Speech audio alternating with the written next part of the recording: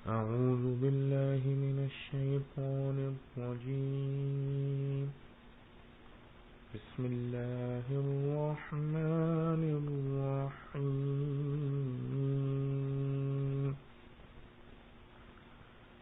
من كان يريد الحياة الدنيا وزينتها نوفي إليهم أعمالهم فيها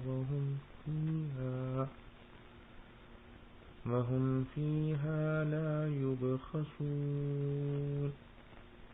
أولئك الذين ليس لهم في الآخرة إلا النار وحبط ما صنعوا فيها وباطل ما كانوا يعملون. أفمن كان على بينة من ربه ويتلوه شاهد منه ومن قبله كتاب موسى إماما ورحمة أولئك يؤمنون به ومن يكفر به من الأحزاب فالنار موعده فلا تك في مرية منه إنه الحق من ربك ولكن أكثر الناس لا يؤمنون. جو کوئی چاہے دنیا کی زندگانی اور اس کی زینت بھگتا دیں گے ہم ان کو ان کے عمل دنیا میں اور ان کو اس میں کچھ نقصان نہیں. یہی ہے جن کے واسطے کچھ نہیں آخرت میں آگ کے سوا، اور برباد ہوا جو کچھ کیا تھا یہاں اور خراب گیا جو کمایا تھا.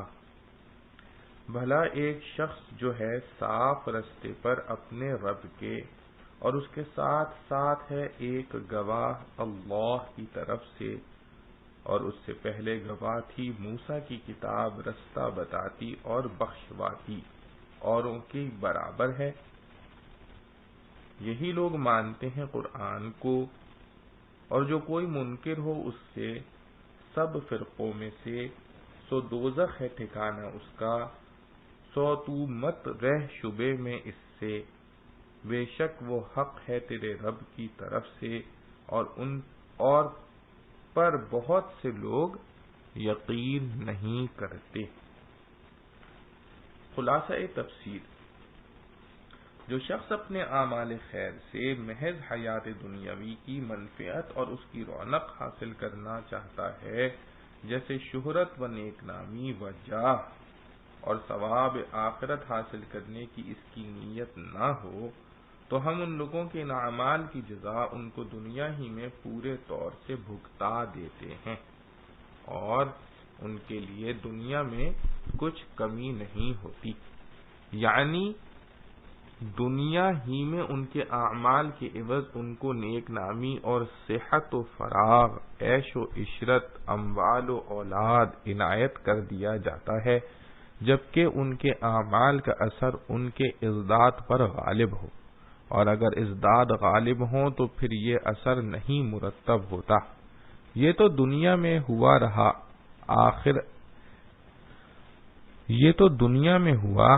رہا آخرت میں تو ایسے لوگ ہیں کہ ان کے لیے آخرت میں بجز دوزخ کے اور کچھ ثواب وغیرہ نہیں، اور انہوں نے جو کچھ کیا تھا وہ آخرت میں سب کا سب ناکارہ ثابت ہوگا، اور واقع میں تو جو کچھ کر رہے ہیں وہ اب بھی بے اثر ہے بوجہ فساد نیت کے، مگر صورت ظاہری کے اعتبار سے ثابت سمجھا جاتا ہے. آخرت میں یہ ثبوت بھی زائل ہو جاوے گا. کیا منکر قرآن ایسے شخص کی برابری کر سکتا ہے جو قرآن پر قائم ہو، جو کہ اس کے رب کی طرف سے آیا ہے، اور اس قرآن کے ساتھ ایک گواہ تو اسی میں موجود ہے، یعنی اس کا موجز ہونا جو کہ دلیل عقلی ہے، اور ایک اس سے پہلے یعنی موسیٰ علیہ السلام کی کتاب یعنی توریت اس کے شہادت کے لیے موجود ہے، جو کہ احکام بتلانے کے اعتبار سے امام ہے، اور احکام پر جو ثمرہ و ثواب ملے گا اس کے اعتبار سے وہ کتاب سبب رحمت ہے، اور یہ دلیل نقلی ہے۔ غرض قرآن کے صدق و صحت کے لیے عقلی اور نقلی دونوں دلیلیں موجود ہیں۔ پس انہی دلائل کے سبب سے ایسے لوگ جن کا ذکر ہوا کہ وہ صاحب بینہ ہیں، اس قرآن پر ایمان رکھتے ہیں، اور کافر کا یہ حال ہے کہ جو شخص دوسرے فرقوں میں سے اس قرآن کا انکار کرے گا تو دوزخ اس کے وعدہ کی جگہ ہے۔ پھر منکر قرآن مصدق قرآن کے برابر کب ہوا؟ سو اے مخاطب، تم قرآن کی طرف سے شک میں مت پڑنا، بلا شک و شبہ وہ سچی کتاب ہے، یعنی بلا شک و شبہ وہ سچی کتاب ہے، تمہارے رب کے پاس سے آئی ہے، لیکن باوجود ان دلائل کے غضب ہے کہ بہت سے آدمی ایمان نہیں لاتے۔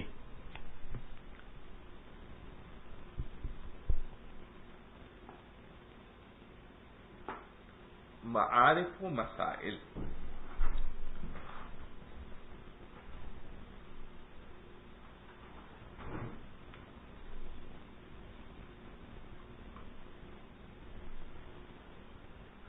مخالفین اسلام کو جب عذاب کی وعیدیں سنائی جاتی تو وہ اپنی خیرات و صدقات اور خدمت خلق و رفاہ عام کے کاموں کو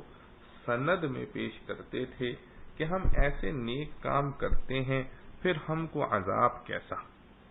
اور آج تو بہت نابافق مسلمان بھی اس شبے میں گرفتار نظر آتے ہیں کہ جو کافر ظاہری اعمال و اخلاق درست رکھتے ہیں،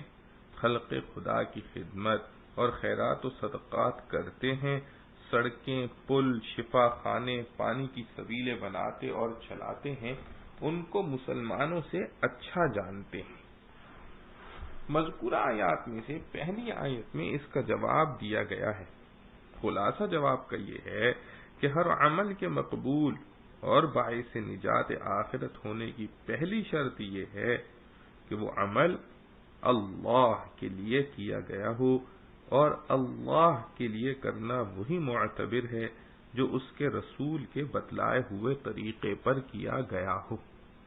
جو شخص اللہ سبحانہ و تعالی اور اس کے رسول پر ایمان ہی نہیں رکھتا، اس کے تمام اعمال و اخلاق ایک بے روح ڈھانچہ ہے، جس کی شکل و صورت تو اچھی بھلی ہے، مگر روح نہ ہونے کی وجہ سے دار آخرت میں اس کا کوئی وزن اور اثر نہیں۔ البتہ دنیا میں چونکہ اس سے لوگوں کو فائدہ پہنچتا ہے اور آخرت میں اور ظاہری صورت کے اعتبار سے وہ نیک عمل ہے، البتہ دنیا میں چونکہ اس سے لوگوں کو فائدہ پہنچتا ہے اور ظاہری صورت کے اعتبار سے وہ نیک عمل ہے، اس لیے اللہ جل شانہ نے اپنے کمال عدل و انصاف کی بنا پر اس عمل کو بھی بالکل ضائع نہیں قرار دیا، بلکہ اس کے کرنے والے کے پیش نظر جو مقصد تھا کہ دنیا میں اس کی عزت ہو، لوگ اس کو سخی، کریم، بڑا آدمی سمجھیں، دنیا کی دولت، تندرستی اور راحت نصیب ہو، اللہ تعالیٰ اس کو یہ سب کچھ دنیا میں دے دیتے ہیں۔ آخرت کا تصور اور وہاں کی نجات اس کے پیش نظر ہی نہ تھی، اور نہ اس کا بے روح عمل وہاں کی نعمتوں کی قیمت بن سکتا تھا، اس لیے ان اعمال کا وہاں کچھ عوض نہ ملے گا، اور کفر و معصیت کی وجہ سے جہنم میں رہے گا۔ یہ خلاصہ مضمون ہے پہلی آیت کا۔ اب اس کے الفاظ کو دیکھیے۔ ارشاد ہے کہ جو شخص صرف دنیا کی زندگی اور اس کی رونق ہی کا ارادہ کرتا رہا تو ہم اس کے اعمال کا بدلہ دنیا ہی میں پورا دے دیتے ہیں۔ ان کے لیے دنیا میں کچھ کمی نہیں ہوتی۔ یہ ایسے لوگ ہیں کہ ان کے لیے آخرت میں بجز دوزخ کے اور کچھ نہیں۔ یہاں یہ بھی قابل لحاظ ہے کہ قرآن میں اس جگہ من اراد کا مختصر لفظ چھوڑ کر من کان یرید کا لفظ اختیار فرمایا ہے، جو دوام و استمرار پر دلالت کرتا ہے، جس کا ترجمہ ارادہ کرتا رہا کیا گیا ہے۔ اس سے معلوم ہوا کہ یہ حال صرف ایسے لوگوں کا ہے جو اپنے اعمال و حسنات سے صرف دنیا ہی کا فائدہ چاہتے رہے، کبھی آخرت کی فکر ہی نہ ہوئی، اور جو شخص آخرت کی فکر اور وہاں کی نجات کے لیے عمل کرتا ہے پھر اس کے ساتھ کچھ دنیا کا بھی ارادہ کر لے تو وہ اس میں داخل نہیں۔ ائمہ تفسیر کا اس میں اختلاف ہے کہ یہ آیت کفار کے حق میں آئی ہے یا مسلمانوں کی، یا مسلم و کافر دونوں سے متعلق ہے۔ آیت کے آخری جملے میں جو الفاظ آئے ہیں کہ آخرت میں ان کے لیے بجز دوزخ کے کچھ نہیں، اس سے ظاہر یہ معلوم ہوتا ہے کہ کفار ہی کے متعلق ہے، کیونکہ مسلمان کتنا ہی گناہ گار ہو،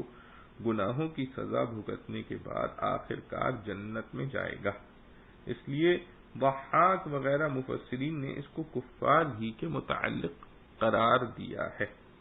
اور بعض حضرات نے فرمایا کہ اس سے مراد وہ مسلمان ہیں جو اپنے نیک اعمال سے صرف دنیا کی بھلائی،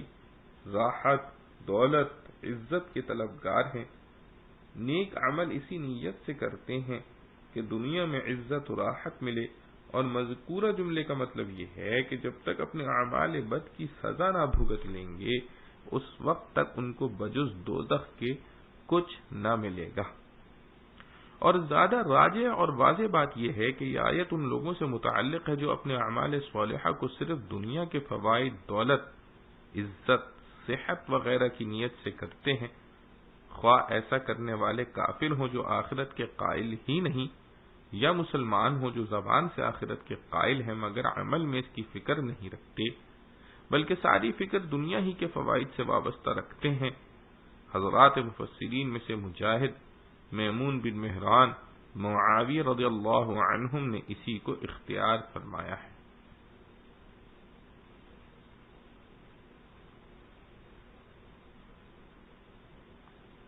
رسول کریم صلی اللہ تعالی علیہ وسلم کی مشہور حدیث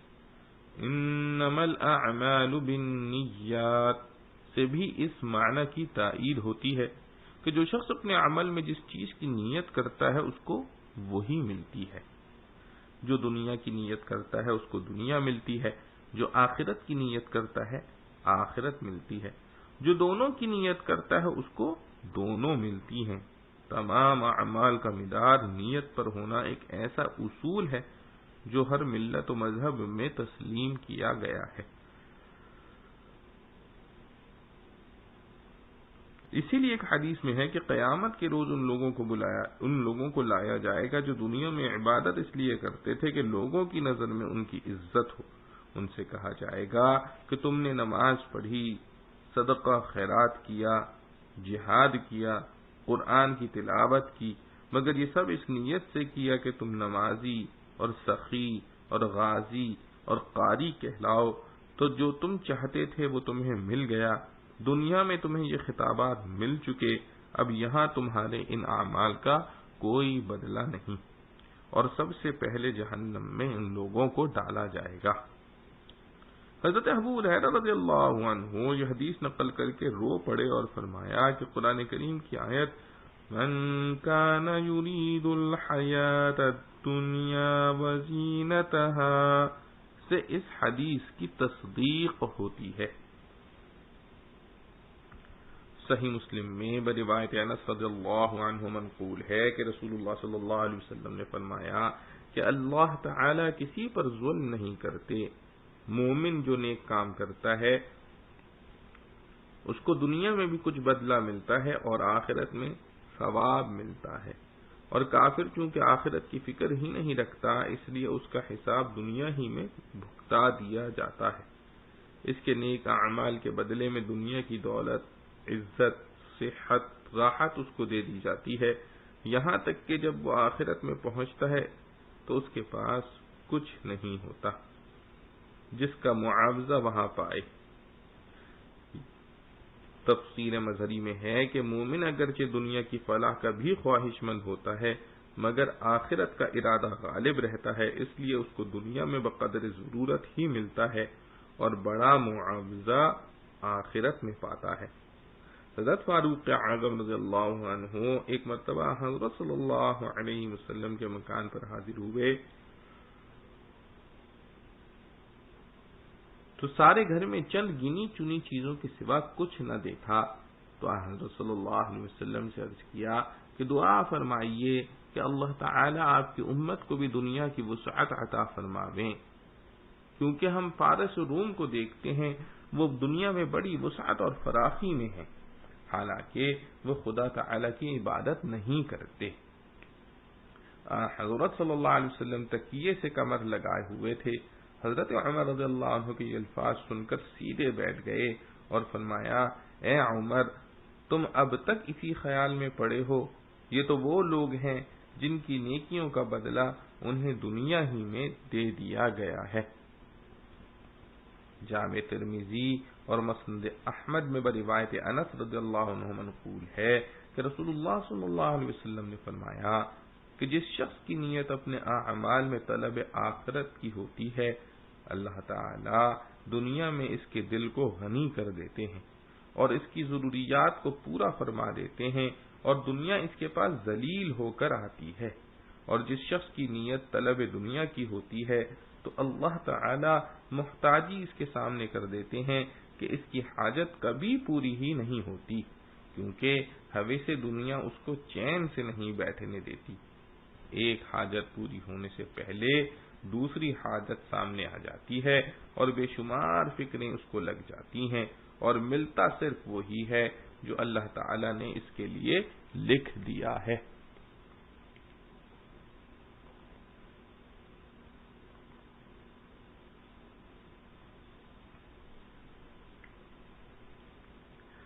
آیت مذکورہ میں جو ارشاد ہوا ہے کہ دنیا کا ارادہ کرنے والوں کو ان کے عمل کا بدلہ دنیا ہی میں پورا دے دیا جاتا ہے، اس پر یہ شبہ ہو سکتا ہے کہ بہت سے ایسے لوگ بھی ہیں کہ باوجود دنیا کا ارادہ کرنے اور کوشش کرنے کے دنیا میں بھی ان کا مطلب پورا نہیں ہوتا اور بعض دفعہ کچھ بھی نہیں ملتا۔ اس کا جواب یہ ہے کہ قرآن کریم کی آیت میں اس جگہ اجمال ہے، اس کی پوری تفصیل سورہ اسراء کی اس آیت میں ہے جس میں فرمایا، من كان يريد العاجلة عجلنا له فيها ما نشاء لمن نريد، یعنی جو شخص دنیا ہی کا ارادہ کرتا رہتا ہے ہم اس کو دنیا ہی میں نقد دے دیتے ہیں، مگر یہ دنیا دو شرطوں کے ساتھ مشروط ہے۔ اول یہ کہ جس قدر دنیا چاہیں اتنا ہی دیتے ہیں، ان کی مانگ اور طلب کے برابر دینا ضروری نہیں۔ دوسرے یہ کہ صرف اسی شخص کو دیتے ہیں جس کو دینا بتقاضائے حکمت مناسب سمجھتے ہیں، ہر ایک کو دینا ضروری نہیں۔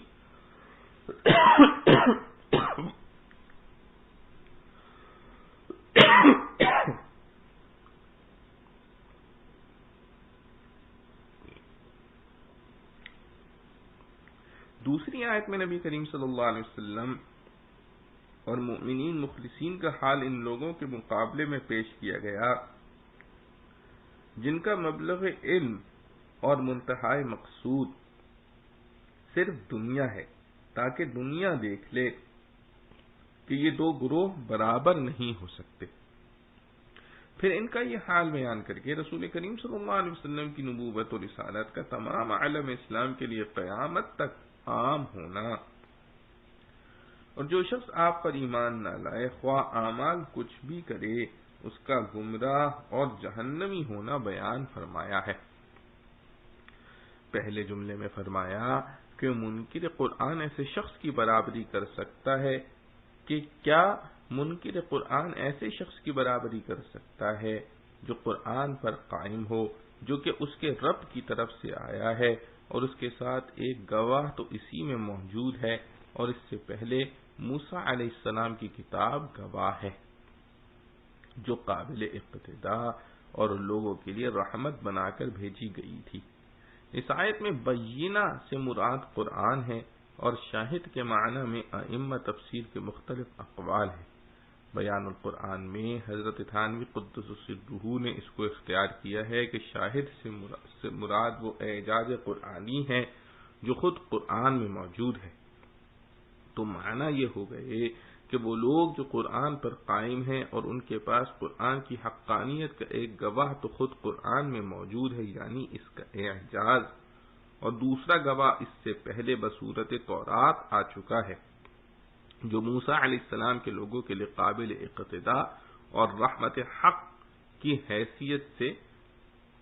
لائے تھے، کیونکہ تورات میں قرآن کریم کا حق ہونا واضح طور پر بیان کیا گیا ہے۔ دوسرے جملے میں حضرت صلی اللہ علیہ وسلم پر ایمان کو قیامت تک مدار نجات قرار دینے کا بیان اس طرح فرمایا ہے کہ دنیا کے تمام مذاہب اور ملتوں میں سے جو شخص بھی آپ کا انکار کرے گا اس کا ٹھکانہ جہنم ہے۔ صحیح مسلم میں حضرت ابو ہریرہ رضی اللہ عنہ کی روایت ہے کہ رسول کریم صلی اللہ علیہ وسلم نے فرمایا کہ قسم ہے اس ذات کی جس کے قبضے میں میری جان ہے کہ جو یہودی یا نصرانی میری دعوت کو سنے اور اس کے باوجود میری لائی ہوئی تعلیمات پر ایمان نہ لائے تو وہ اہل جہنم میں سے ہوگا۔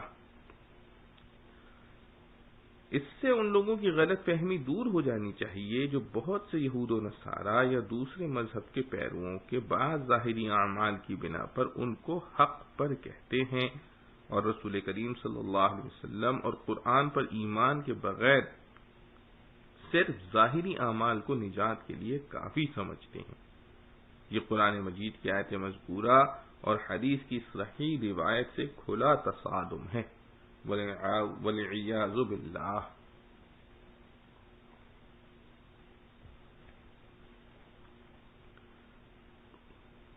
ومن أظلم ممن افترى على الله كذبا أولئك يعرضون على ربهم ويقول الأشهاد هؤلاء الذين كذبوا على ربهم ألا لعنة الله على الظالمين الذين يصدون عن سبيل الله ويبغونها عوجا وهم بالآخرة هم كافرون أولئك لم يكونوا معجزين في الأرض وما كان لهم من دون الله من أولياء يضاعف لهم العذاب ما كانوا يستطيعون السمع وما كانوا يبصرون أولئك الذين خسروا أنفسهم وضل عنهم ما كانوا يفترون لا جرم أنهم في الآخرة هم الأخسرون إن الذين آمنوا وعملوا الصالحات وأخبتوا إلى ربهم أولئك أصحاب الجنة هم فيها خالدون مثل الفريقين كالأعمى والأصم والبصير والسميع هل يستويان مثلا أفلا تذكرون۔ اور اس سے بڑھ کر ظالم کون جو باندھے اللہ پر جھوٹ۔ وہ لوگ روبرو آئیں گے اپنے رب کے اور کہیں گے گواہی دینے والے یہی ہیں جنہوں نے جھوٹ کہا تھا اپنے رب پر۔ سن لو پھٹکار ہے اللہ کی نا انصاف لوگوں پر جو کہ روکتے ہیں اللہ کی راہ سے اور ڈھونڈتے ہیں اس میں کجی، اور وہی ہیں آخرت سے منکر۔ وہ لوگ نہیں تھکانے والے زمین میں بھاگ کر اور نہیں ان کے واسطے اللہ کے سوا کوئی حمایتی۔ دونا ہے ان کے لیے عذاب، نہ طاقت رکھتے تھے سننے کی اور نہ دیکھتے تھے۔ وہی ہیں جو کھو بیٹھے اپنی جان اور گم ہو گیا ان سے جو جھوٹ باندھا تھا۔ اس میں شک نہیں کہ یہ لوگ آخرت میں یہی ہیں سب سے زیادہ نقصان میں۔ البتہ جو لوگ ایمان لائے اور کام کیے نیک اور عاجزی کی اپنے رب کے سامنے، وہ ہیں جنت کے رہنے والے، وہ اسی میں رہا کریں گے۔ مثال ان دونوں فرقوں کی جیسے ایک تو اندھا اور بہرا اور دوسرا دیکھتا اور سنتا۔ کیا برابر ہے دونوں کا حال؟ پھر کیا تم غور نہیں کرتے؟ خلاصہ تفسیر، اور ایسے شخص سے زیادہ کون ظالم ہوگا جو اللہ پر جھوٹ باندھے کہ اس کی توحید کا، اس کے رسول کی رسالت کا اور اس کے کلام ہونے کا انکار کرے۔ ایسے لوگ قیامت کے روز اپنے رب کے سامنے مفتری ہونے کی حیثیت سے پیش کیے جائیں گے، اور اعمال کے گواہ فرشتے اعلان یوں کہیں گے کہ یہ وہ لوگ ہیں کہ جنہوں نے اپنے رب کی نسبت جھوٹی باتیں لگائی تھیں۔ سب سن لو کہ ایسے ظالموں پر خدا کی زیادہ لعنت ہے جو کہ اپنے کفر و ظلم کے ساتھ دوسروں کو بھی خدا کی راہ یعنی دین سے روکتے ہیں، یعنی دین سے روکتے تھے اور اس راہ دین میں کجی اور شبہات نکالنے کی تلاش اور فکر میں رہا کرتے تھے تاکہ دوسروں کو گمراہ کریں، اور آخرت کے بھی منکر تھے۔ یہ فرشتوں کے اعلان کا مضمون تھا۔ آگے اللہ تعالی کا ارشاد ہے کہ یہ لوگ تمام زمین کے تختے پر بھی خدا تعالی کو عاجز نہیں کر سکتے تھے کہ کہیں جا چھپتے اور خدا تعالی کے ہاتھ نہ آتے، نہ ان کا خدا کے سوا کوئی مددگار ہوا کہ بعد گرفتاری کے چھڑا لیتا۔ ایسوں کو اور اوروں سے دونی سزا ہوگی، ایک کافر ہونے کی اور ایک دوسروں کو کافر بنانے کی کوشش کرنے کی۔ یہ لوگ مارے نفرت کے احکام الہی کو سن نہ سکتے تھے اور نہ غایت عناد سے راہ حق کو دیکھتے تھے۔ یہ وہ لوگ ہیں جو اپنے آپ کو برباد کر بیٹھے اور جو معبود انہوں نے تراش رکھے تھے آج ان سے سب غائب اور گم ہو گئے، کوئی بھی تو کام نہ آیا۔ پس لازمی بات ہے کہ آخرت میں سب سے زیادہ خسارے میں یہی لوگ ہوں گے۔ یہ تو انجام ہوگا کافروں کا۔ آگے مسلمانوں کا انجام مذکور ہے کہ بے شک جو لوگ ایمان لائے اور انہوں نے اچھے اچھے کام کیے اور دل سے اپنے رب کی طرف جھکے، یعنی انقیاد اور خشوع دل میں پیدا کیا، ایسے لوگ اہل جنت ہیں اور وہ اس میں ہمیشہ رہا کریں گے۔ یہ دونوں کے انجام کا تفاوت بیان ہو گیا۔ آگے تفاوت حال کی مثال ہے جس پر انجام کا تفاوت مرتب ہوتا ہے۔ پس ارشاد ہے کہ دونوں فریق مذکورین یعنی مومن و کافر کی حالت ایسی ہے جیسے ایک شخص ہو اندھا بھی ہو اور بہرا بھی، جو نہ عبارت کو سنے نہ اشارے کو دیکھے تو اس کے سمجھنے کی عادتاً کوئی صورت ہی نہیں،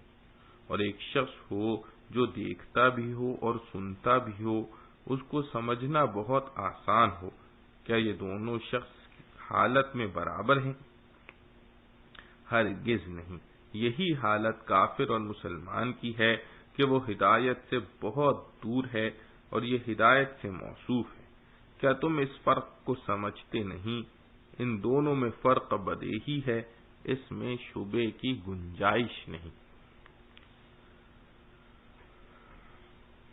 وَلَقَدْ أَرْسَلْنَا نُوحًا إِلَىٰ قَوْمِهِ إِنِّي لَكُمْ نَذِيرٌ مُّبِينٌ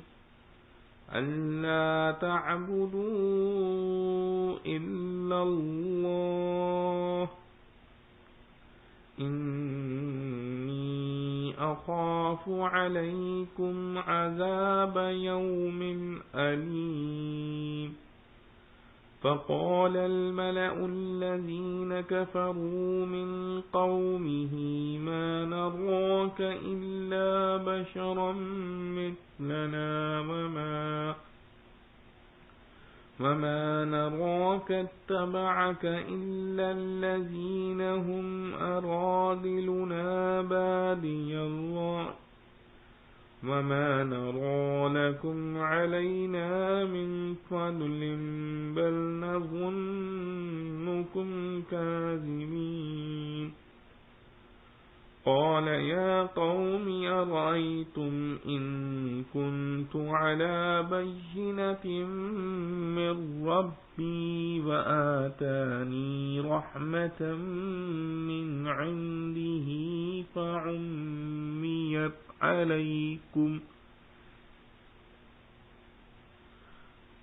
أَنُلْزِمُكُمُوهَا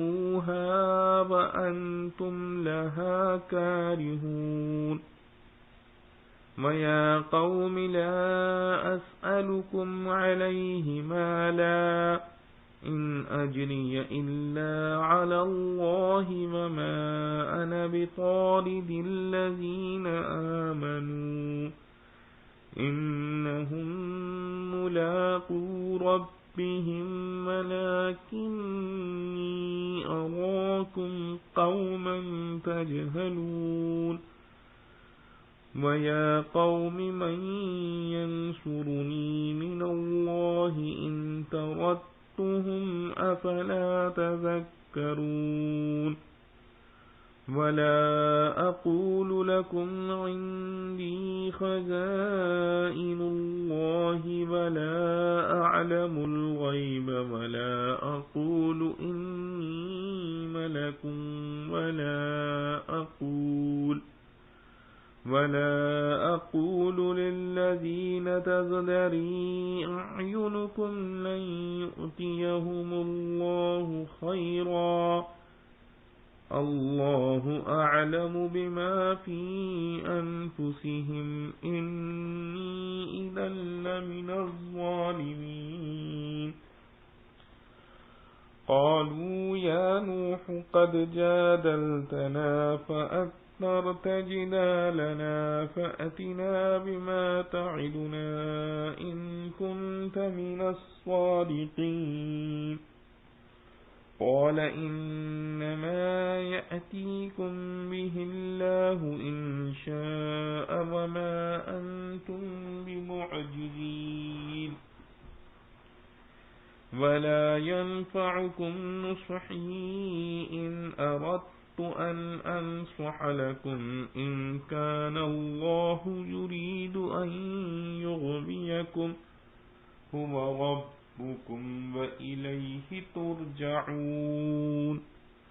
أم يقولون افتراه قل إن افتريته فعلي إجرامي وأنا بريء مما تجرمون اور ہم نے بھیجا نوح علیہ السلام کو اس کی قوم کی طرف کہ میں تم کو ڈر کی بات سناتا ہوں کھول کر کہ نہ پرستش کرو اللہ کے سوا، میں ڈرتا ہوں تم پر دردناک دن کے عذاب سے۔ پھر بولے سردار جو کافر تھے اس کی قوم کے کہ ہم کو تو نظر نہیں آتا مگر ایک آدمی ہم جیسا، اور دیکھتے نہیں کوئی تعبے ہوا ہو تیرا مگر جو ہم میں نیچ قوم ہے بلا تأمل، اور ہم نہیں دیکھتے تم کو اوپر اپنے کچھ بڑائی بلکہ ہم کو تو خیال ہے کہ تم سب جھوٹے ہو۔ بولا اے قوم دیکھو تو اگر میں ہوں صاف راستہ فرشتے پر اپنے رب کے اور اس نے بھیجی مجھ پر رحمت اپنے پاس سے، پھر اس کو تمہاری آنکھ سے مخفی رکھا، تو کیا ہم تم کو مجبور کر سکتے ہیں اس پر اور تم اس سے بیزار ہو؟ اور اے میری قوم، نہیں مانگتا میں تم سے اس پر کچھ مال، میری مزدوری نہیں مگر اللہ پر، اور میں نہیں ہانکنے والا ایمان والوں کو، ان کو ملنا ہے اپنے رب سے، لیکن میں دیکھتا ہوں تم لوگ جاہل ہو۔ اور اے قوم، کون چھڑائے مجھ کو اللہ سے اگر ان کو ہانک دوں؟ کیا تم دھیان نہیں کرتے؟ اور میں نہیں کہتا تم کو کہ میرے پاس ہیں خزانے اللہ کے، اور نہ میں خبر رکھوں غیب کی، اور نہ کہوں کہ میں فرشتہ ہوں، اور نہ کہوں گا کہ جو لوگ تمہاری آنکھ میں حقیر ہیں، نہ دے گا ان کو اللہ بھلائی۔ اللہ خوب جانتا ہے کہ جو کچھ ان کے جی میں ہے، یہ کہوں تو میں بے انصاف ہوں۔ بولے اے نوح، تم نے ہم سے جھگڑا کیا اور بہت جھگڑ چکا، اب لے آ جو تو وعدہ کرتا ہے ہم سے اگر تو سچا ہے۔ کہا کہ لائے گا تو اس کو اللہ ہی اگر چاہے گا، اور تم نہ تھکا سکو کہ بھاگ کر، اور کارگر ہوگی تم کو میری نصیحت جو چاہوں کہ تم کو نصیحت کروں۔ اگر اللہ چاہتا ہوگا کہ تم کو گمراہ کرے، وہی ہے رب تمہارا اور اسی کی طرف لوٹ جاؤ گے۔ کیا کہتے ہیں کہ بنا لایا قرآن کو؟ کہہ دے اگر میں بنا لایا ہوں تو مجھ پر ہے میرا گناہ اور میرا ذمہ نہیں جو تم گناہ کرتے ہو۔ خلاصہ تفسیر، اور ہم نے نوح علیہ السلام کو ان کی قوم کے پاس رسول بنا کر یہ پیغام دے کر بھیجا کہ تم اللہ کے سوا کسی اور کی عبادت مت کرو، اور جو بت تم نے قرار دے رکھے ہیں، ود اور سواع اور یغوث اور یعوق اور نصر کو چھوڑ دو۔ چنانچہ حضرت نوح علیہ السلام نے جا کر ان سے فرمایا کہ میں تم کو در صورت عبادت غیر اللہ کے صاف صاف ڈراتا ہوں، اور اس سے ڈرانے کی تفصیل یہ ہے کہ میں تمہارے حق میں ایک بڑے تکلیف دینے والے دن کے عذاب کا اندیشہ کرتا ہوں۔ سو ان کی قوم میں جو کافر سردار تھے وہ جواب میں کہنے لگے کہ تم جو نبوت کا دعویٰ کرتے ہو جیسا نذیر مبین سے معلوم ہوتا ہے، تو ہمارے جی کو یہ بات نہیں لگتی، کیونکہ ہم تو تم کو اپنے ہی جیسا آدمی دیکھتے ہیں، اور بشر کا نبی ہونا دور از کار ہے۔ اور اگر بعض لوگوں کے اتباع کرنے سے استدلال کیا جاوے تو وہ قابل استدلال نہیں، کیونکہ ہم دیکھتے ہیں کہ تمہارا اتباع انہی لوگوں نے کیا ہے جو ہم میں بالکل رذیل ہیں، جن کی عقل اکثر خفیف ہوتی ہے، پھر وہ اتباع بھی محض سرسری رائے سے ہوا ہے، یعنی اول تو ان کی عقل ہی صائب نہیں، غور کے بعد بھی غلطی کرتے، دوسرے پھر غور بھی نہیں کیا۔ اس لیے ایسے لوگوں کا تم کو نبی سمجھ لینا یہ کوئی حجت نہیں، بلکہ بالعکس ہمارے اتباع سے مانے ہے، کیونکہ شرفاء کو رذیلوں کی موافقت سے آر آتی ہے۔ نیز اکثر ایسے کم حوصلہ لوگوں کے اغراض بھی حصول مال یا ترفع ہوا کرتا ہے، سو یہ لوگ بھی دل سے ایمان نہیں لائے۔ اور اگر یہ کہا جاوے کہ باوجود رذیل ہونے کے ان لوگوں کو کسی خاص امر کے اعتبار سے ہم پر فضیلت ہے، جس کے اعتبار سے ان کی رائے اس باب میں صواب ہے، تو ہم تم لوگوں میں یعنی تم میں اور مسلمانوں میں کوئی بات اپنے سے زیادہ نہیں پاتے، اس لیے تم مسلمانوں کی رائے کو صحیح نہیں سمجھتے، بلکہ ہم تم کو بالکل جھوٹا سمجھتے ہیں۔ نوح علیہ السلام نے فرمایا کہ اے میری قوم، تم جو کہتے ہو کہ تمہاری نبوت جی کو نہیں لگتی، تو بھلا یہ تو بتلاؤ کہ اگر میں اپنے رب کی جانب سے دلیل پر قائم ہوں جس سے میری نبوت ثابت ہوتی ہو اور اس نے مجھ کو اپنے پاس سے رحمت یعنی نبوت عطا فرمائی ہو، پھر وہ نبوت یا اس کی حجت تم کو نہ سوجھتی ہو تو میں کیا کروں؟ مجبور ہوں۔ کیا ہم اس دعوی یا دلیل کو تمہارے سر منڈ دیں اور تم اس سے نفرت کیے چلے جاؤ؟ مطلب یہ ہے کہ تمہارا یہ کہنا کہ جی کو نہیں لگتی، یہ محض اس وجہ سے ہے کہ تم یہ سمجھتے ہو کہ بشر رسول نہیں ہو سکتا جس کی تمہارے پاس کوئی دلیل نہیں، اور میرے پاس اس کے واقع اور صحیح ہونے کی دلیل موجود ہے، یعنی معجزہ وغیرہ، نہ کہ کسی کا اتباع۔ اس سے اس کا جواب بھی ہو گیا کہ ان کا اتباع حجت نہیں، لیکن کسی دلیل کا فائدہ موقوف ہے غور و فکر پر، وہ تم کرتے نہیں، اور یہ میرے بس سے باہر ہے۔ اور اتنی بات اور زائد فرمائی کہ اے میری قوم، یہ تو سوچو کہ اگر میں نبوت کا غلط دعویٰ کرتا تو آخر اس میں میرا کچھ مطلب تو ہوتا، مثلا یہی ہوتا کہ اس کے ذریعے سے خوب مال کماؤں گا، تو تم کو معلوم ہے کہ میں تم سے اس تبلیغ پر کچھ مال نہیں مانگتا، میرا معاوضہ تو صرف اللہ کے ذمے ہے، اسی سے آخرت میں اس کا طالب ہوں۔ اسی طرح اور اغراض بھی اگر غور کرو تو منتفی پاؤ گے، پھر جب کوئی غرض نہیں پھر مجھ کو جھوٹ بولنے سے کیا فائدہ تھا؟ خلاصہ یہ ہے کہ کذب دعویٰ کو کوئی امر مقتدی نہیں،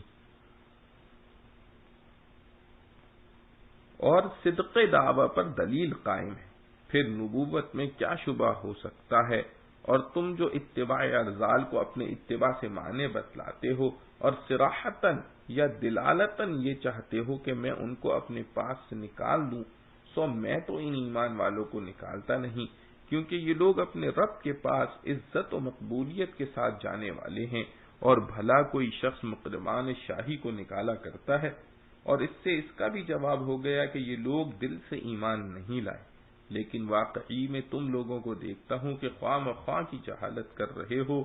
اور بے ڈھنگی باتیں کر رہے ہو، اور بالفرض و تقدیر اگر میں ان کو نکال بھی دوں تو یہ بتلاؤ کہ مجھ کو خدا کی گرفت سے کون بچائے گا؟ کیا تم میں اتنی ہمت ہے جو ایسے بیہودہ مشورے دے رہے ہو؟ کیا تم اتنی بات بھی نہیں سمجھتے؟ اور اس تقریر میں ان کے تمام شبہات کا جواب ہو گیا، لیکن آگے ان سب جوابوں کا پھر تتمہ ہے، یعنی جب میری نبوت دلیل سے ثابت ہے تو اول تو دلیل کے سامنے استبعاد کوئی چیز نہیں، پھر یہ کہ وہ مستبعد بھی نہیں۔ البتہ کسی امر عجیب و غریب کا اگر دعویٰ کرتا تو انکار و استبعاد چنداں منکر و مستبعد نہ تھا، گو دلیل کے بعد پھر وہ بھی مسموع نہیں۔ البتہ اگر دلیل بھی مقتضی استبعاد کو ہو تو پھر واجب ہے، لیکن میں تو کسی ایسے امر عجیب کا دعویٰ نہیں کرتا، چنانچہ میں تم سے یہ نہیں کہتا کہ میرے پاس اللہ تعالی کے خزانے ہیں، اور نہ میں یہ کہتا ہوں کہ میں تمام غیب کی باتیں جانتا ہوں، اور نہ یہ کہتا ہوں کہ میں فرشتہ ہوں۔ اور یہ تو اپنی نبوت کے متعلق ارشاد فرمایا، آگے اپنے تابعین کے متعلق ارشاد ہے، یعنی جو لوگ تمہاری نگاہوں میں حقیر ہیں، میں ان کی نسبت تمہاری طرح یہ نہیں کہہ سکتا کہ یہ لوگ دل سے ایمان نہیں لائے، اس لیے اللہ تعالی ہرگز ان کو ثواب نہ دے گا، ان کے دل میں جو کچھ ہو اس کو اللہ ہی خوب جانتا ہے۔ تو ممکن ہے کہ ان کے دلوں میں اخلاص ہو، تو پھر میں ایسی بات کیوں کر کہہ دوں؟ میں تو اگر ایسی بات کہہ دوں تو اس صورت میں ستم ہی کروں، کیونکہ بے دلیل دعویٰ کرنا گناہ ہے۔ جب نوح علیہ السلام نے سب باتوں کا پورا جواب دے دیا، جس کا جواب پھر ان سے کچھ بن نہ پڑا، تو عاجز ہو کر وہ کہنے لگے کہ اے نوح، تم ہم سے بحث کر چکے، پھر اس بحث کو بڑھا بھی چکے، سو اب بحث چھوڑو، اور جس چیز سے تم ہم کو دھمکایا کرتے ہو کہ عذاب آ جاوے گا، وہ ہمارے سامنے لے آؤ۔ انہوں نے فرمایا کہ اس کو لانے والا میں کون ہوں؟ مجھ کو پہنچا دینے، سنا دینے کا حکم تھا، سو میں بجا لا چکا، اس کو تو اللہ تعالی بشرط یہ کہ اس کو منظور ہو تمہارے سامنے لاوے گا۔ اور اس وقت پھر تم اس کو عاجز نہ کر سکو گے کہ وہ عذاب واقع کرنا چاہے اور تم نہ ہونے دو۔ اور جو میرا کام تھا پہنچا دینا اور سنا دینا، اس میں نے تمہاری پوری خیر خواہی اور دل سوزی کی، لیکن میری خیر خواہی تمہارے کام نہیں آ سکتی، گو میں تمہاری کیسی ہی خیر خواہی کرنا چاہوں جبکہ اللہ ہی کو تمہارا گمراہ کرنا منظور ہو، جس کی وجہ تمہارا عناد و استکبار ہے۔ مطلب یہ کہ جب تم ہی اپنی بدقسمتی سے اپنے لیے نفع حاصل کرنا اور نقصان سے بچنا نہ چاہو تو میرے چاہنے سے کیا ہوتا ہے؟ وہی تمہارا مالک ہے اور تم مملوک، تو تم پر اس کے تمام حقوق واجب ہیں، اور تم ان کو براہ عناد ضائع کر کے مجرم ہو رہے ہو، اور اسی کے پاس تم کو جانا ہے۔ وہ تمہارے اس سارے عناد و کفر کی کسر نکال دے گا۔ کیا یہ لوگ کہتے ہیں کہ محمد صلی اللہ علیہ وسلم نے یہ قرآن خود تراش لیا ہے؟ آپ جواب میں فرما دیجئے کہ اگر بالفرض میں نے تراشا ہوگا تو میرا یہ جرم مجھ پر عائد ہوگا، اور تم میرے جرم سے بری الذمہ ہو،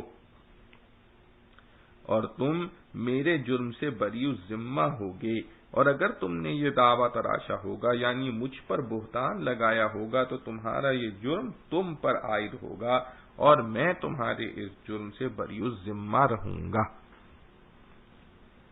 معارف و مسائل۔ حضرت نوح علیہ السلام نے جب اپنی قوم کو ایمان کی دعوت دی تو قوم نے ان کی نبوت و رسالت پر چند شبہات و اعتراضات پیش کیے۔ حضرت نوح علیہ السلام نے بإذن اللہ ان کے جوابات دیے، جن کے ضمن میں بہت سے اصولی اور فروعی مسائل دیانت اور معاشرت کے بھی آ گئے ہیں۔ آیات مذکورہ میں یہی مکالمہ بیان فرمایا گیا ہے۔ تیسری آیت میں مشرکین کی گفتگو ہے جس میں چند شبہات و اعتراضات کیے گئے ہیں۔ اس آیت کے حل طلب الفاظ کی تشریح یہ ہے۔ لفظ ملا عام طور پر جماعت کے لیے بولا جاتا ہے۔ بعض ائمہ لغت کا کہنا ہے کہ قوم کے سرداروں اور ذمہ داروں کی جماعت کو ملا کہتے ہیں۔ بشر کا ترجمہ ہے انسان یا آدمی۔ اراذل ارذل کی جمع ہے۔ حقیر و ذلیل کو کہا جاتا ہے جس کی قوم میں کوئی حیثیت اور عزت نہ ہو۔ بادی الرأی کے معنی ہے ابتدائی اور سطحی رائے۔ ان لوگوں کا پہلا اعتراض حضرت نوح علیہ السلام کی نبوت و رسالت پر یہ تھا کہ ما نراک الا بشرا مثلنا، یعنی آپ تو ہم ہی جیسے انسان اور آدمی ہو، ہماری ہی طرح کھاتے پیتے چلتے پھرتے اور سوتے جاگتے ہو، پھر ہم آپ کا یہ فوق العادت امتیاز کیسے تسلیم کر لیں کہ آپ خدا کے رسول اور پیغمبر ہیں؟ ان لوگوں کا خیال یہ تھا کہ انسانوں کی طرف جو شخص اللہ تعالی کی طرف سے رسول بنا کر بھیجا جائے وہ جنس بشر سے نہ ہونا چاہیے، بلکہ کوئی فرشتہ ہو جس کا امتیاز سارے انسانوں کو چاروں ناچار تسلیم کرنا پڑے۔ اس کا جواب چوتھی آیت میں یہ دیا گیا، یا قوم ارأیتم ان کنت علی بینۃ من ربی وآتانی رحمة من عنده فعمیت علیکم انلزمکموها وانتم لها کارہون۔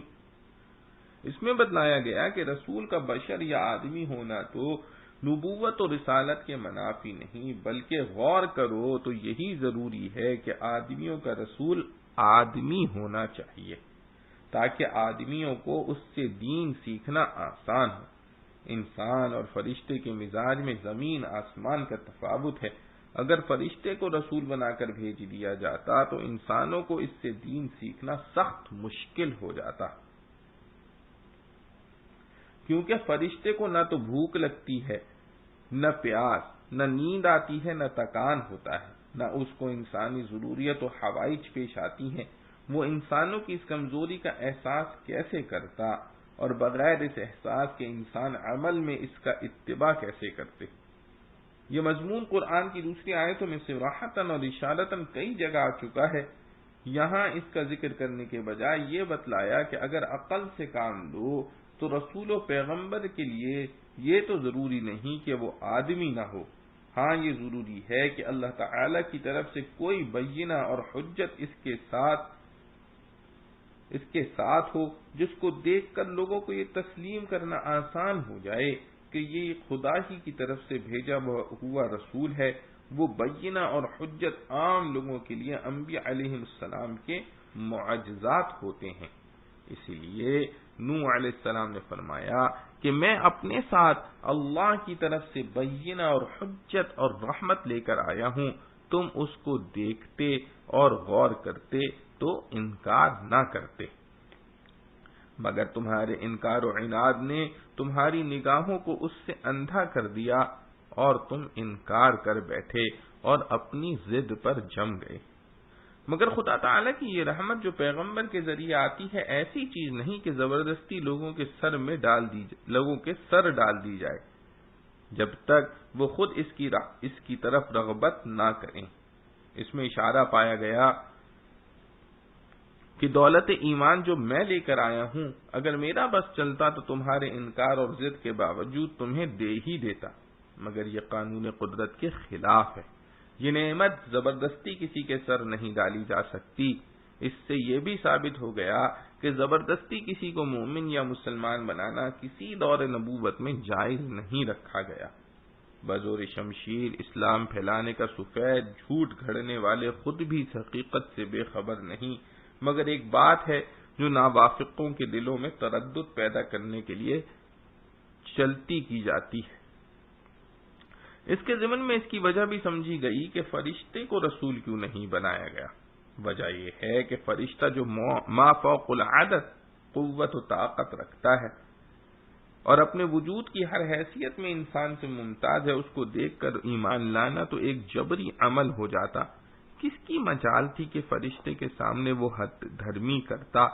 جو انبیاء کے سامنے کی جاتی ہے، اور شرعاً وہ ایمان مقبول نہیں جو کسی قوت قاہرہ سے مجبور ہو کر اختیار کیا جائے، بلکہ مطلوب ایمان بالغیب ہے کہ اللہ تعالی کی قوت قاہرہ کا پورا مشاہدہ کیے بغیر ایمان اختیار کیا جائے۔ ان کا دوسرا اعتراض یہ تھا وَمَا نَرَاكَ اتَّبَعَكَ إِلَّا الَّذِينَ هُمْ أَرَاذِلُنَا بَادِيَ الرَّأْيِ، یعنی ہم دیکھتے ہیں کہ آپ پر ایمان لانے والے سب سرسری نظر میں حقیر و ذلیل کمینے لوگ ہیں، کوئی شریف بڑا آدمی نہیں۔ اس اعتراض کے دو پہلو ہیں، ایک یہ کہ تمہاری بات اگر حق اور صحیح ہوتی تو قوم کے بڑے لوگ اس کو قبول کرتے، ان چھوٹے اور رذیل لوگوں کا قبول کرنا اس کی علامت ہے کہ آپ کی دعوت ہی قبول کرنے کے قابل نہیں۔ دوسرا پہلو یہ ہے کہ ہمارے لیے آپ کی دعوت ایمان قبول کرنے سے رکاوٹ یہ ہے کہ ہم ایمان لے آئیں تو بحیثیت مسلمان ہم بھی ان کے برابر سمجھے جائیں گے، نمازوں کی صفوف اور دوسری مجالس میں ہمیں ان کے ساتھ ان کے برابر بیٹھنا پڑے گا، یہ ہم سے نہیں ہو سکتا۔ حقیقت سے دور ان ناوافقوں نے غرباء فقراء کو جن کے پاس مال کی بہتات نہیں اور دنیاوی جاہ و مال نہیں ان کو اراذل قرار دے رکھا تھا، حالانکہ یہ خود ایک جاہلانہ خیال ہے۔ عزت و ذلت اور عقل و فہم مال و دولت کے تابع نہیں، بلکہ تجربہ شاہد ہے کہ جاہ و مال کا ایک نشہ ہوتا ہے جو انسان کو بہت سی معقول اور صحیح باتوں کے سمجھنے اور قبول کرنے سے روک دیتا ہے۔ کمزور غریب آدمی کی نظر کے سامنے یہ رکاوٹیں نہیں ہوتی، وہ حق اور صحیح بات کو قبول کرنے میں مسابقت کرتا ہے۔ یہی وجہ ہے کہ زمان قدیم سے عادت اللہ یہی رہی ہے کہ پیغمبروں پر اول ایمان لانے والے غرباء فقراء ہی ہوتے ہیں، اور پچھلی آسمانی کتابوں میں اس کی تصریحات بھی موجود ہیں۔ اسی وجہ سے جب ہرقل شاہ روم کے پاس حضرت صلی اللہ علیہ وسلم کا نام مبارک دعوت ایمان کے لیے پہنچا اور اس کو یہ فکر ہوئی کہ معاملے کی تحقیق کرے، کیونکہ اس نے تورات و انجیل میں انبیاء علیہ السلام کی علامات پڑھی ہوئی تھی، اس لیے اس وقت عرب کے جو لوگ ملک میں شام میں آئے ہوئے تھے ان کو جمع کر کے ان علامات کے متعلق چند سوالات کیے۔ ان سوالات میں سے ایک یہ بھی تھا کہ ان کا اتباع کرنے والے قوم کے کمزور اور غریب لوگ ہیں یا وہ جو قوم کے بڑے کہلاتے ہیں؟ ان لوگوں نے بتلایا کہ کمزور اور غریب لوگ ہیں۔ اس پر ہرقل نے اقرار کیا کہ یہ علامت تو سچے نبی ہونے کی ہے، کیونکہ انبیاء علیہ السلام کا اول اتباع کرنے والے یہی کمزور غریب لوگ ہوتے ہیں۔ خلاصہ یہ ہے کہ غرباء و فقراء و فقراء کو رذیل سمجھنا انسان کی غرباء و فقراء کو رذیل سمجھنا ان کی جہالت تھی۔ حقیقت میں رذیل تو وہ ہے جو اپنے پیدا کرنے والے اور پالنے والے مالک کو نہ پہچانے، اس کے احکام سے روگردانی کرے۔ اسی لیے سفیان ثوری رحمت اللہ علیہ سے کسی نے پوچھا کہ کمینہ اور رذیل کون ہے؟ تو فرمایا وہ لوگ جو بادشاہوں اور افسروں کی خشامت میں لگے رہے، اور ابن العرابی نے فرمایا کہ کمینہ وہ آدمی ہے جو اپنا دین بیچ کر دنیا کمائے۔ کسی نے پوچھا کہ سب سے زیادہ کمینہ کون ہے؟ تو فرمایا وہ شخص جو اپنا دین برباد کر کے کسی دوسرے کی دنیا سنوارے۔ امام مالک رحمت اللہ علیہ نے فرمایا کہ کمینہ وہ شخص ہے جو صحابہ رضوان اللہ علیہم اجمعین کو برا کہے، کیونکہ وہ پوری امت کے سب سے بڑے محسن ہیں جن کے ذریعے دولت ایمان و شریعت ان کو پہنچی ہے۔ بہرحال ان کے پاس اس جاہلانہ خیال کی تردید تیسری آیت میں اول تو اس طرح کی گئی ہے کہ پیغمبر کی نظر کسی کے مال پر نہیں ہوتی، وہ کسی سے اپنی خدمت و ہمدردی کا معاوضہ نہیں لیتا، اس کا معاوضہ تو صرف اللہ کے ذمہ ہوتا ہے، اس لیے اس کی نظر میں امیر و غریب برابر ہوتے ہیں۔ تم اس سے نہ ڈرو کہ ہم مالدار ہیں، مسلمان ہو جائیں گے تو ہم سے مال کا مطالبہ کیا جائے گا۔ دوسرے یہ بتلایا گیا کہ تم جو ایمان قبول کرنے کے لیے یہ شرط پیش کرتے ہو کہ میں غریب لوگوں کو اپنے پاس سے نکال دوں، تو سمجھ لو کہ یہ میں نہیں کر سکتا، کیونکہ یہ لوگ اگرچہ غریب ہیں مگر بارگاہ رب العزت میں ان کی رسائی اور اعزاز ہے۔ ایسے لوگوں کو نکالنا کوئی عقل کا کام نہیں۔ اور ملاقو ربہم کہ یہ معنی بھی ہو سکتے ہیں کہ اگر بالفرض میں ان کو نکال دوں تو قیامت کے روز یہ لوگ جب اپنے رب کے سامنے جائیں گے اور فریاد کریں گے تو میرے پاس کیا جواب ہوگا؟ چوتھی آیت کا یہی مضمون ہے کہ اگر میں ان کو نکال دوں تو مجھے خدا کے عذاب سے کون بچائے گا؟ آخر میں فرمایا کہ یہ سب تمہاری جہالت ہے کہ تم آدمیت کو نبوت کے منافی سمجھتے ہو یا غریب لوگوں کو نکال دینے کی فرمائش کرتے ہو۔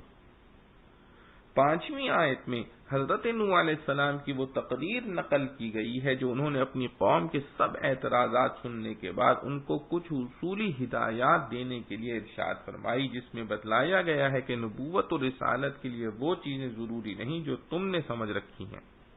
مثلا پہلے فرمایا وَلَا أَقُولُ لَكُمْ عِنْدِي خَزَائِنُ اللَّهِ، یعنی میں تم سے یہ نہیں کہتا کہ اللہ کے خزانے میرے ہاتھ میں ہیں۔ اس میں ان لوگوں کے اس خیال کی تردید ہے کہ جب اللہ کی طرف سے رسول ہو کر آئے ہیں تو ان کے ہاتھ میں خزانے ہونے چاہیے جن سے لوگوں کو داد و دہش کرتے رہیں۔ نوح علیہ السلام نے بتلا دیا کہ انبیاء کی بعثت کا یہ مقصد نہیں ہوتا کہ وہ لوگوں کو متاع دنیا میں الجھائیں، اس لیے خزانوں سے ان کا کیا کام۔ اور یہ بھی ہو سکتا ہے کہ اس میں ان لوگوں کے اس خیال کی تردید ہو جو بعض لوگ سمجھا کرتے ہیں کہ اللہ نے انبیاء علیہ السلام کو بلکہ اولیاء کو بھی مکمل اختیارات دے دیے ہیں۔ اللہ کی قدرت کے خزانے ان کے ہاتھ میں ہوتے ہیں، جس کو چاہیں دیں جس کو چاہیں نہ دیں۔ تو نوح علیہ السلام کے اس ارشاد سے واضح ہو گیا کہ اللہ تعالی نے اپنی قدرت کے خزانوں کا مکمل اختیار کسی نبی کو بھی سپرد نہیں کیا۔